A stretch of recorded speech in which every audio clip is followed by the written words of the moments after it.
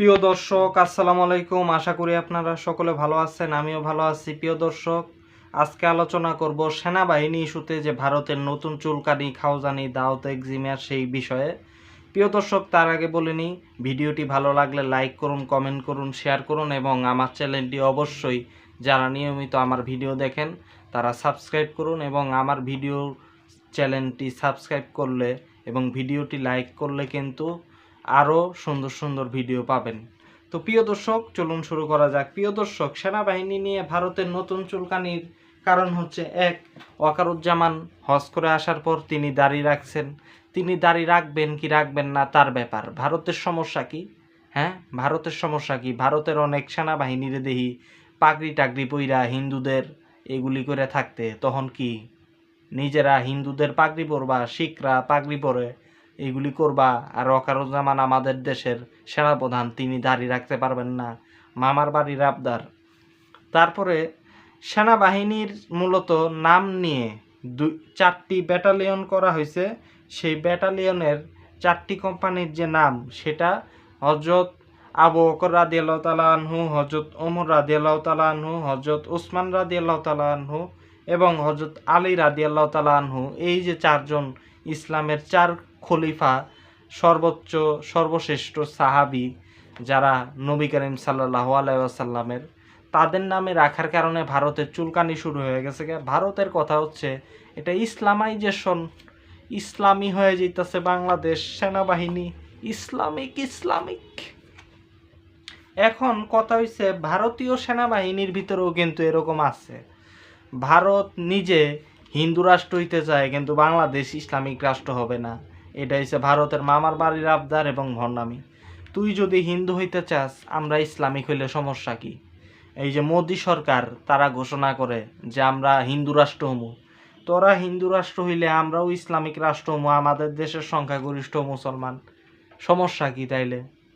তুমি নিজের বেলায় 16 আনা, অন্যের বেলায় 4 আনা, এটা তো হইব না। অন্য 16 আনাই চায়। তোরা হিন্দু রাষ্ট্র হইতে চাস, আমরাও ইসলামিক রাষ্ট্র হমু। কোন দিক দিয়ে আটকাবি? তবে কোনো নৈতিকতা আছে এই জায়গায়? তোরা নিজেরা সেকুলার হ, তারপরে বাংলাদেশে সেকুলারিজম কামনা করবি। হিন্দুরা 1 নম্বর একটা ভণ্ড। যেখানে সংখ্যাগরিষ্ঠ সেখানে হিন্দু রাষ্ট্র চায়, সেকুলারিজম চায় না। যেখানে সংখ্যালঘু সেখানে সেকুলারিজম চায়, মুসলিম রাষ্ট্র চায় না। তো চলুন, ভারতীয় সেনাবাহিনীতে যে এরকম নাম আছে সেগুলো একটু দেখি। হিন্দু ধর্মের দেবতা শিবের উগ্ররূপ ভৈরব নামে নামকরণ করা হয়েছে ভারতীয় সেনাবাহিনীর ভৈরব ব্যাটালিয়ন। অর্থাৎ ভৈরব ব্যাটালিয়নের নাম কিন্তু আসলে দেবতা শিবের উগ্ররূপ ভৈরবের নামকরণে। এটা কিন্তু আবার হিন্দুদের দেবতা, ওই যে শিবলিঙ্গ টিবলিঙ্গ পান না, ওইটা আর কি।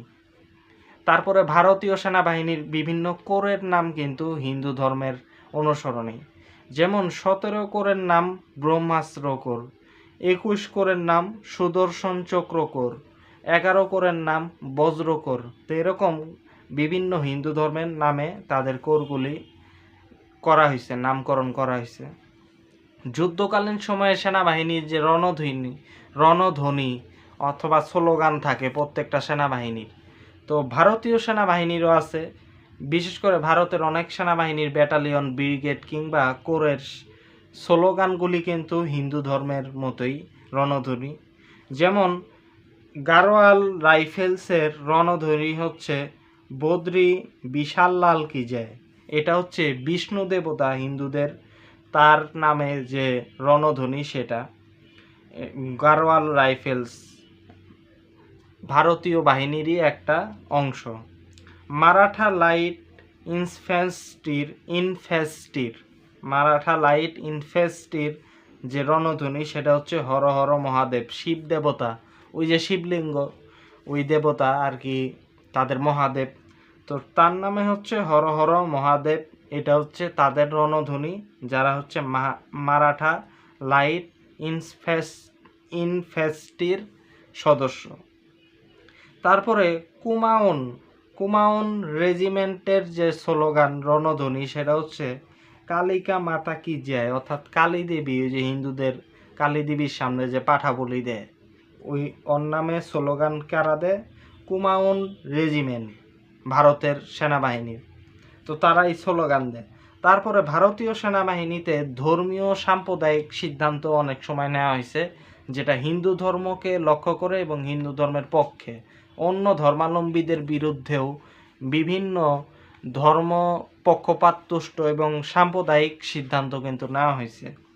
যেমন 2021 সালে লেফটেন্যান্ট স্যামুয়েল কমসেল সানকে বরখাস্ত করা হয়, কারণ তিনি তার রেজিমেন্টের মন্দির ও গুরুদুয়ারে প্রবেশ করতে অস্বীকৃতি জানিয়েছিলেন।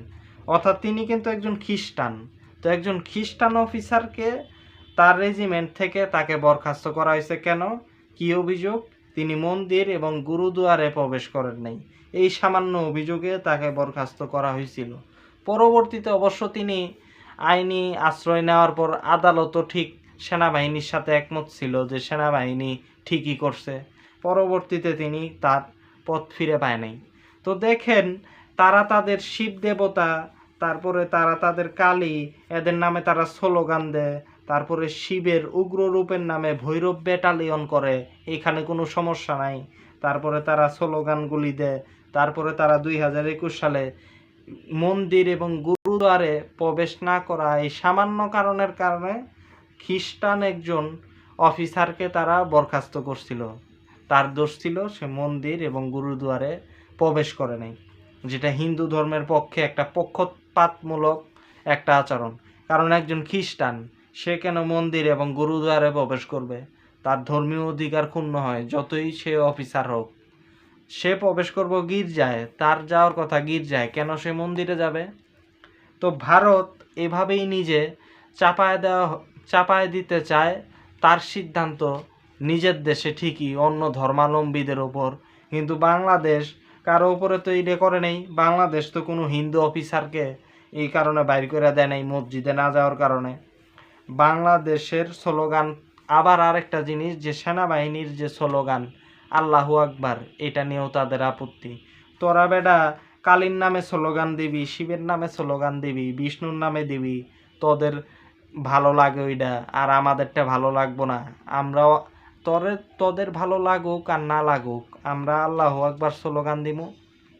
আরও প্রস্তাব আছে, মহিলাদের যে ব্যাটালিয়ন করা হইব সেখানেও কিন্তু দুইজনের নাম প্রস্তাব করা হয়েছে, ফাতেমা রাদিয়াল্লাহু তাআলা আনহু এবং আয়েশা রাদিয়াল্লাহু তাআলা আনহু।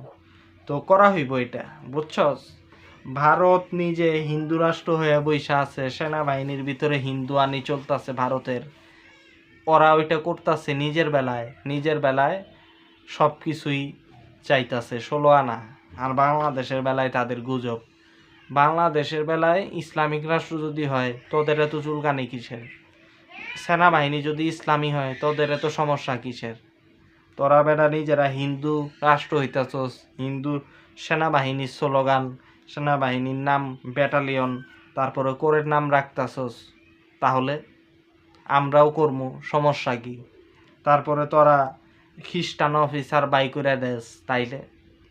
তো ভারত নিজে একটা ভণ্ড। এই যে বাংলাদেশের হিন্দুরা, এরা ভণ্ড।